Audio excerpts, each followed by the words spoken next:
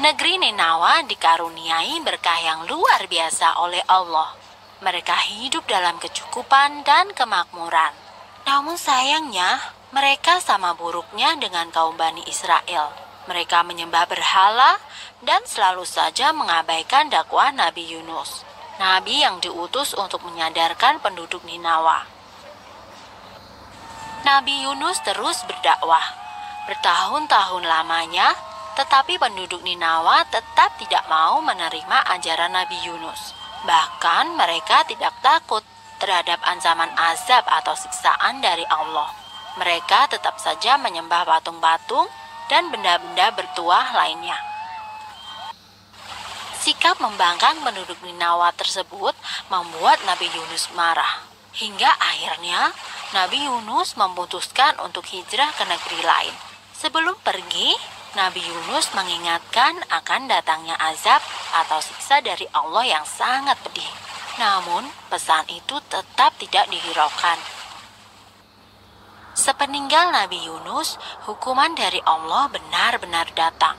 Gelombang panas datang menerjang, sawah dan ladang mengering, sungai tak lagi terisi air, hujan tidak turun, dan di tengah-tengah bencana itu, barulah penduduk Ninawa sadar bahwa perkataan Nabi Yunus itu benar, bahwa Allah adalah Tuhan semesta alam dan tiada Tuhan selain Allah. Sementara itu, Nabi Yunus menumpang sebuah perahu untuk pergi ke negeri seberang. Di tengah jalan, badai mengamuk membuat perahu terombang-ambing. Lama-kelamaan, air pun masuk ke dalam perahu. Untuk mengurangi beban perahu, nahkoda memerintahkan semua penumpang untuk membuang semua barang. Namun kapal masih saja terguncang. Nahkoda pun memutuskan untuk membuang salah satu penumpang ke laut. Pengundian pun dilakukan. Ternyata undian tersebut jatuh kepada Nabi Yunus. Hingga berturut-turut undian selalu jatuh kepada Nabi Yunus. Nabi Yunus ikhlas jika dirinya harus dibuang ke laut untuk menyelamatkan kapal. Dan Nabi Yunus pun meloncat ke laut yang mengganas karena badai.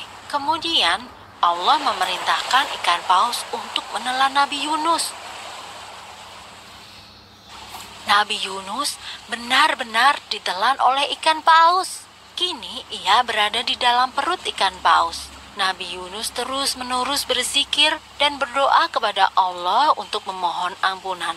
Setelah berhari-hari lamanya, barulah ikan paus itu menepi ke pinggir pantai.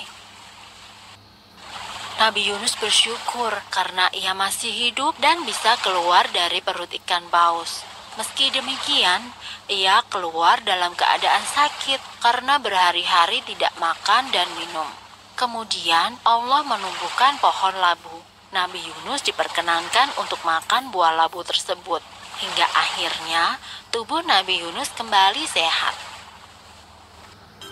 Selanjutnya, Allah memerintahkan Nabi Yunus untuk kembali ke negeri Ninawa. Nabi Yunus pun mematuhi perintah Allah. Penduduk Ninawa yang telah bertaubat menyambut kedatangan Nabi Yunus dengan penuh sukacita. Dan mereka pun berjanji untuk mengikuti dan mengamalkan ajaran Nabi Yunus. Selesai.